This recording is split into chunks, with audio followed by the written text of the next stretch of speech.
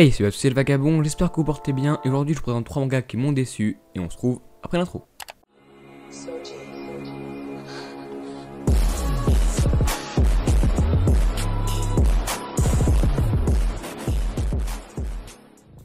Avant de commencer, je tiens à préciser que ce classement est purement subjectif et n'est absolument pas dans l'ordre, donc pas la peine de s'affoler dans les commentaires. Merci bien. Et on commence avec du très lourd avec l'adaptation Netflix du manga Baki, et j'ai juste à faire une parenthèse tout de suite. Pour commencer, je ne vais pas juger Baki en son intégralité, juste l'adaptation Netflix. Je n'ai pas lu Baki ni regardé les séries avant celle-ci, donc vous aurez juste l'avis d'un gars random vis-à-vis de cette série. Et si je fais ce petit aparté, c'est pour dire que j'ai vu la vidéo pause manga avant celle-ci, qui parlait du manga Baki. Mon avis a légèrement changé, mais les grandes lignes restent les mêmes. Bref, Baki est un animé de baston, mais encore. Un animé qui se veut grotesque dans ses situations, ses combats, mais également ses designs de personnages. Et c'est ce point-là qui m'a fait que je n'ai pas adhéré au manga. Je peux quand même comprendre ceux qui l'aiment, mais de là à le juger comme une masterclass, je dis non. A titre personnel, j'ai vraiment trouvé ça moyen, que ce soit dans la qualité de réalisation, mais dans ses combats. Chacune situation des combats sont de plus en plus farfelus et what the fuck. Ça c'est un animé correct ou moyen comme vous voulez, mais clairement pas dit une masterclass comme certains peuvent le dire. Donc ça reste un animé basique, mais je ne le conseillerais pas du tout. Inomaru Sumo est un manga à la base publié au Japon dans Shonen Jump entre 2014 et 2018, compte en total 28 volumes reliés en France par l'édition Glénat.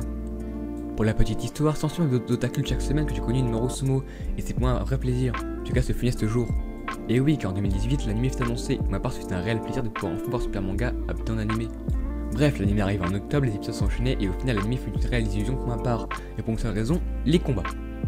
Quand tu compares la masterclass et les très beaux dessins du manga et que tu trouves qu'un anime avec beaucoup moins de jus, on est forcément déçu et je parle uniquement en tant que gros fan du manga. Car quand on regarde l'anime sans avoir vu le manga au préalable, on peut dire que l'anime passe et c'est un bon petit animé. Mais non, Inomaru Sumo n'est pas un bon petit animé, c'est une masterclass. Si on lit le manga, on s'en rend compte.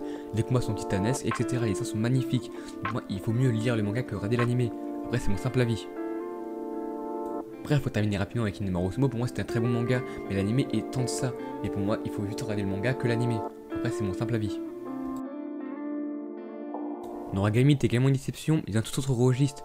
Prépublié depuis 2010 dans le Monthly Shonen Magazine, Noragami est un manga où nous suivons Yato, un dieu oublié au Japon, qui est assez drôle, avec un passé assez sombre. Un dieu qui exécute les vœux des japonais à travers tout le pays pour à peine 5 yens.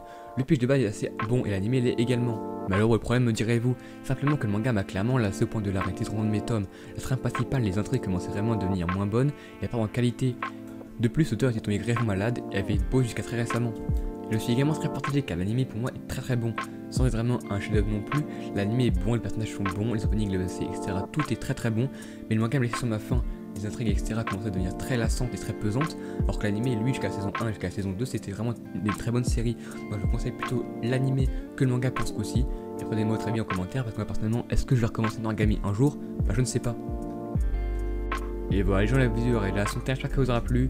N'hésitez pas à me donner votre top 3 mangas animés qui sont dessus en commentaire. D'ici là, likez, partagez, abonnez-vous, j'ai vraiment qu'on arrive au cap des 100 abonnés. Et moi je laisse encore une fois être toujours le mot de la fin. Oyo!